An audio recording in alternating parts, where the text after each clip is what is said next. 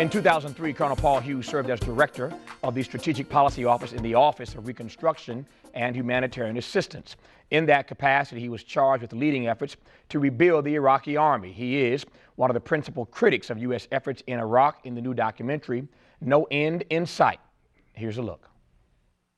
Larry DeRita addressed us in one forum and said by the end of August of 2003, we will have all but 25 to 30,000 troops out of Iraq. I heard him say that in a room full of people, and I turned to my colleagues and I said, this guy doesn't know what he's talking about. It's physically impossible.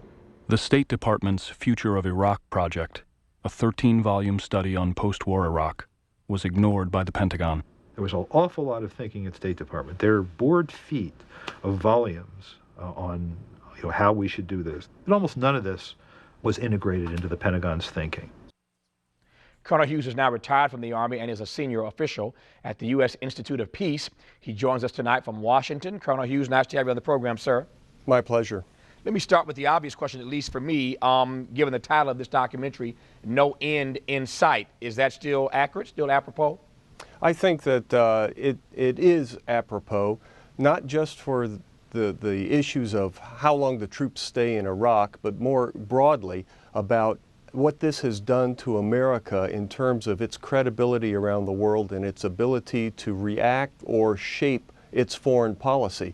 We have lost a great deal of credibility, which has resulted in other nations taking engaging in activities now that they wouldn't have done had we not become bogged down in Iraq. To that latter point, as a follow-up, why is there at this point no end in sight? Why? Well, the nature of an insurgency is broad, and it tends to take a lot of time to sort the thing out. And when you're dealing with the insurgent and a host nation government, there are a lot of different variables that get into the mix that will delay a quick solution.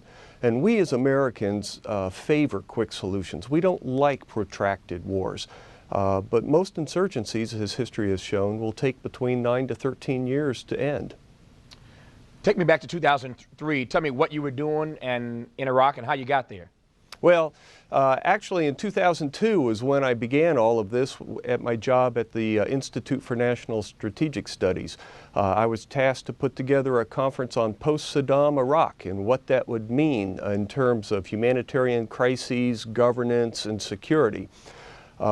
We put that project together. I wrote a 41-page report. I sent it up to the Deputy Secretary's office and then basically continued my other work. And then in January of 2003, lo and behold, the President stands up this Office of Post-War Planning, and I was detailed to the office. And I brought along my paper and gave it to Jay Garner.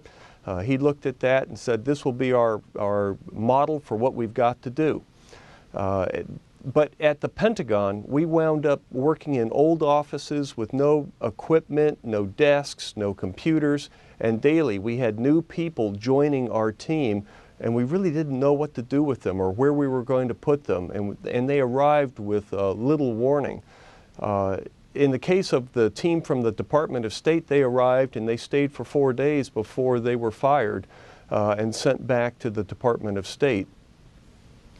Tell me, I want to go back to what you said a moment ago because I'm curious, and we kind of slid right past it, and I know you went right past it because it's what you do for a living, but the rest of us, I think, I certainly am inquisitive and curious about this. How does one sit down at a computer and go about writing a 41-page paper post-Saddam? I mean, what do you look at? How do you pull that together? I mean, obviously you're creating something out of the ether here. How do you create something that is realistic about a post-Saddam Iraq? Actually, what we had, Tavis, was a 2-day conference of experts from across the nation that included academics, intellectuals, security experts, representatives from the United Nations and from the military. And we split them into 3 working groups, one that focused on the political issues, one that focused on the humanitarian issues, and one that focused on the military and security issues. And over the course of 2 days, these 3 groups met separately in intense, long sessions to talk about certain aspects that they came up with about their particular topic. And then the last half of the conference, we all came back together. They provided me their notes, and then that's what I used as the basis for writing this report.